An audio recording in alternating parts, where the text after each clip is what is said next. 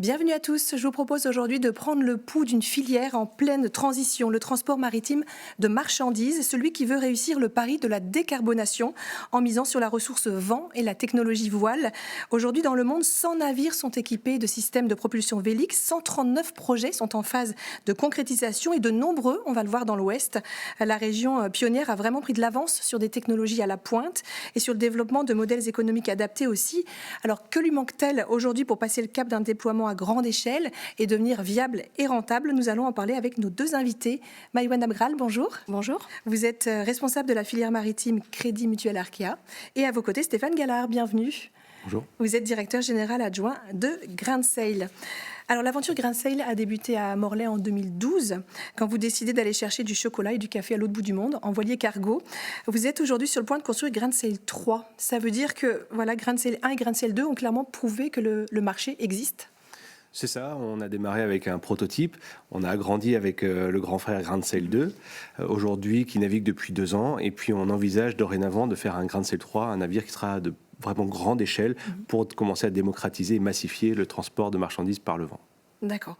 Il y a un chiffre, on va voir une infographie, seulement 32% des navires non décarbonés arriveraient à l'heure aujourd'hui. Clairement, Grain de Sail est déjà compétitif sur ce terrain-là. On va plus vite à la voile aujourd'hui, entre Saint-Malo et New York. C'est paradoxal, mais on peut effectivement être plus rapide. On sera plus lent en termes de navigation pure, puisqu'on utilise le vent, et il y a un côté aléatoire, donc parfois on arrive plus tôt, parfois on arrive plus tard.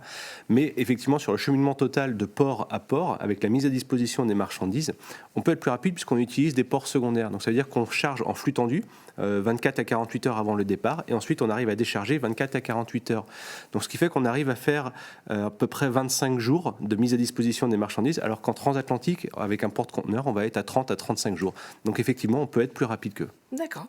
Maïwenn Abgral, vous avez créé une filière dédiée à l'accompagnement de la filière maritime. Quelle est l'ambition et la conviction finalement ? Effectivement, on a lancé une filière en 2022, c'est assez récent finalement, au vu du territoire breton qui couvre 30% du trait de côte et des emplois que recoupe le maritime en Bretagne, 70 000, plus de 70 000, avec une croissance sur les dernières années. Ça nous semblait assez nécessaire de pouvoir contribuer à ce secteur économique et aussi à ce secteur en transition. L'océan, c'est le deuxième poumon de la planète, c'est à la croisée de nombreux défis technologiques, environnementaux, économique, on l'a dit, et aussi géopolitique, et l'actualité nous le rappelle tous les jours. Et la Bretagne a vraiment sa carte à jouer.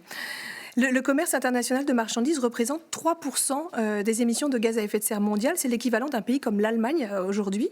Et c'est plus, vous le voyez, que le fret aérien. Et d'ici 2050, les flux pourraient doubler. Alors aujourd'hui, voilà, on va voir des images du canopé notamment, construit pour transporter le lanceur Ariane 6 vers la Guyane française. Il réussit 30% d'économie de carburant.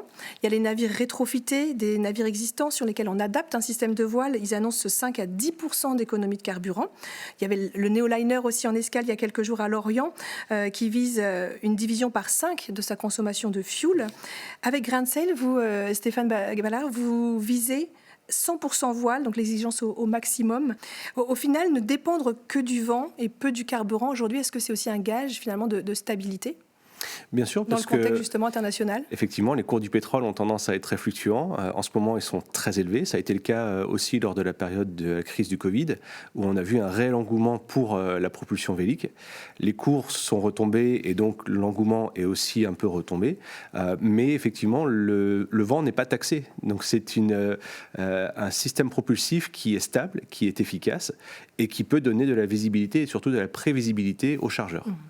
Maïwenn Abgral, il y a du retour d'expérience aujourd'hui, avec, on l'a vu, les premiers cargos qui naviguent. Est-ce que l'élan se confirme en termes de nombre de porteurs de projets et de profils aussi ? Oui, effectivement, on reçoit beaucoup de dossiers sur le transport de marchandises à la voile, que ce soit pour des routes internationales, des routes maritimes internationales, mais aussi sur des routes plus courtes, transmanche ou encore sur du cabotage. Et puis dans d'autres usages, on voit aussi émerger des nouveaux cas d'usage, notamment sur le transport de passagers à la voile, avec une belle expérience dans le Morbihan.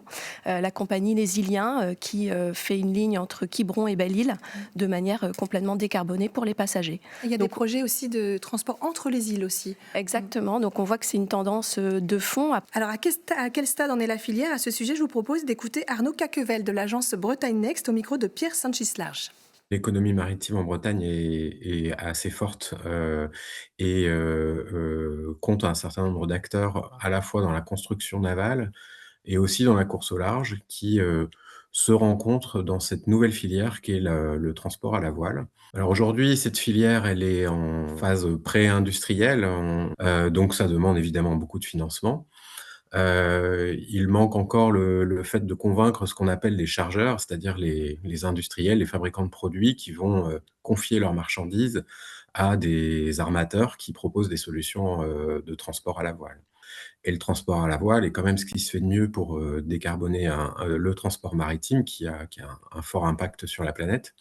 Donc on va aller chercher ces 1ers clients qui vont aussi faire la preuve, du concept, montrer que ça fonctionne, montrer qu'on peut livrer à l'heure et dans les temps et d'une manière, assez rapide, traverser l'Atlantique sans encombre avec une qualité de service qui est à la hauteur de leurs attentes.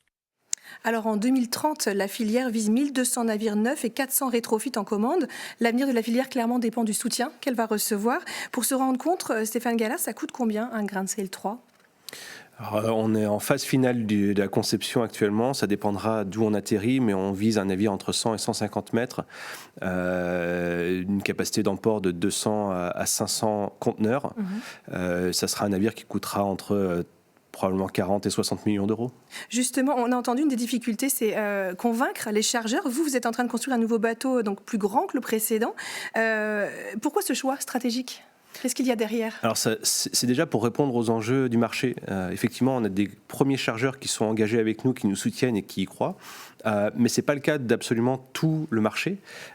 Certains le font peut-être pour des raisons, ou plutôt ne le font pas pour des raisons économiques. Donc un des enjeux, c'est à travers la massification du dimensionnement des navires, c'est de pouvoir rabaisser les coûts.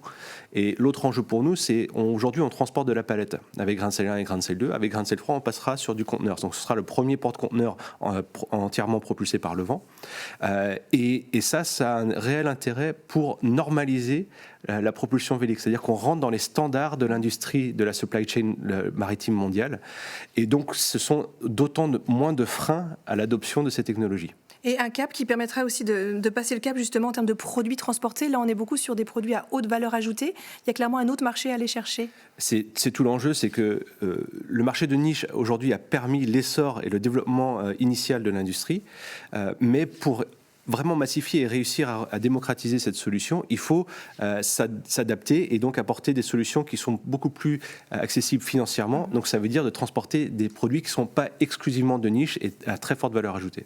Alors Maïwenn, on voit que la filière est vraiment dans une phase cruciale. Comment concrètement vous pouvez accompagner ces acteurs ? L'idée, c'est vraiment d'investir aux côtés des entrepreneurs, financer également les projets. Donc pour cela, on a mis tous nos métiers en dynamique. Je peux citer quelques exemples. On est investi dans une société Ocean Wings qui fait des voiles semi-rigides, qui équipe d'ailleurs le canopé qu'on va peut-être voir à l'image. Et donc là, on accompagne ces innovations. Donc c'est des voiles semi-rigides pilotées automatiquement. Voilà. Ensuite, on finance énormément aussi de projets. Et puis de start-up, puisque comme je l'ai dit, c'est vraiment les équipements à haute valeur ajoutée qui feront aussi la réussite de la décarbonation. Et pour Avec beaucoup de start-up d'ailleurs issues de la course au large, ça c'est une vraie force. Oui, alors pas que, parce que pour rétrofiter, il faut aussi équiper les bateaux existants de modules. Et donc là, on a vu dans la rade de Brest dernièrement un essai de Bluefins. Bluefins, ils imitent le mouvement de queue de baleine. Et en fait, on vient plugger ce module et ça permet un gain de 20% de carburant. Après, effectivement, sur la course au large, c'est un véritable laboratoire flottant d'innovation. Donc, les transferts de technologies viennent irriguer le transport maritime, en l'occurrence. Et c'est vrai qu'avec les foils, l'hydrodynamique, les capteurs, les routages intelligents, tous ces ingrédients font qu'on pourra contribuer à accélérer la décarbonation du transport maritime. Une connaissance des lignes maritimes et du vent importante. Exactement. Alors la Bretagne a développé une vraie expertise, vous le disiez, notamment sur les ailes. On va voir pêle-mêle des images. C'est une sélection non exhaustive, évidemment. Stéphane Gallard, maintenir ce savoir-faire sur le territoire, c'est vraiment un enjeu aujourd'hui. Garder cette avance. C'est certain, la France, de manière générale, et la Bretagne en particulier, a réellement une avance au niveau mondial sur la propulsion vélique et le transport de marchandises à la voile et aussi de passagers, comme le mentionnait Maïwenn. Donc oui, il y a aujourd'hui beaucoup de savoir-faire, beaucoup de solutions qui sont en train d'être innovées ici en Bretagne. Donc le risque, ce serait effectivement de ne pas réussir à concrétiser l'essai. Alain Esther, on va voir le fruit du rapprochement justement des chantiers de l'Atlantique de Saint-Nazaire et de 5 entreprises du bassin morbihanais comme Multiplast. La Solid Sail Mass Factory vient d'être inaugurée justement pour construire des mâts géants. On écoute son directeur des opérations. Il se fabrique à peu près 2500 navires de commerce par an.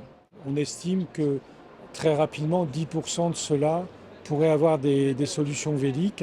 Alors, il n'y a pas que Solid Sail, il y a au moins 30 ou 40 solutions véliques qui existent aujourd'hui dans le monde, mais Solid Sail en fait partie. Et donc on estime qu'on pourrait, à terme de 5 ans, avoir un marché qui monterait à 50-60 mâts par an. Alors, on l'a vu, beaucoup de recherches de technologie, une industrie qui s'installe et en parallèle, une recherche aussi de modèles économiques. Sachez que vous, citoyens, entreprises aussi, vous pouvez vous engager et soutenir la filière bretonne. C'est le pari de Wincop qui a la particularité, c'est une première, d'être organisé en coopérative maritime. On va voir des essais en bassin avec une maquette, mais le futur porte-conteneur reliera Marseille à Madagascar pour transporter des épices, et ça, ce sera dès l'été 2027. Et cette construction a été rendue possible justement grâce à l'engagement de 2500 sociétaires, des citoyens pour moitié. Chacun peut investir à partir de 100 €. Stéphane Gallard, une tablette de chocolat grain de sel, ça reste aujourd'hui un petit peu plus cher. Mais voilà, comme les chargeurs, le consommateur a aussi clairement un rôle à jouer aujourd'hui pour accompagner la transition. Oui, Grain de Sel a été basé sur le pari un peu audacieux de démontrer qu'à travers une proposition de valeur environnementale, le client, le consommateur était prêt à payer un petit peu plus. Sur une tablette de chocolat, Grain de Sel, c'est de 10 à 12 centimes d'euros qu'on estime le surcoût directement lié au transport.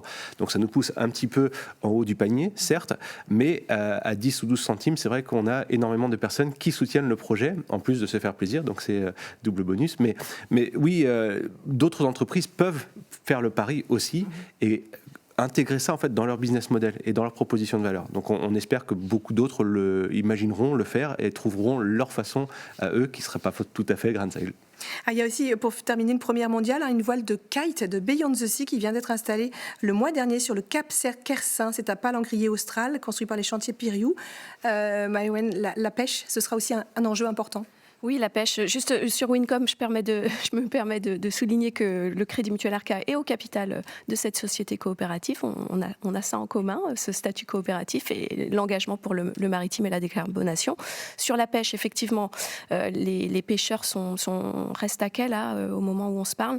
Donc effectivement, la décarbonation, c'est un vrai enjeu crucial pour eux pour réduire cette dépendance au surcoût du carburant. Néanmoins, on est sur des maturités beaucoup moins avancées que dans le transport maritime décarboné. On est plutôt sur des phases de démonstrateurs, de prototypes, avec plein de contraintes techniques, réglementaires et économiques, puisqu'on n'est pas encore passé à l'échelle. Donc il y a un vrai surcoût et c'est une difficulté. Il faut que les forces publiques et privées s'allient pour les aider. Ouais. Merci beaucoup à tous les deux d'avoir participé à cet échange. Merci à vous d'avoir été au rendez-vous.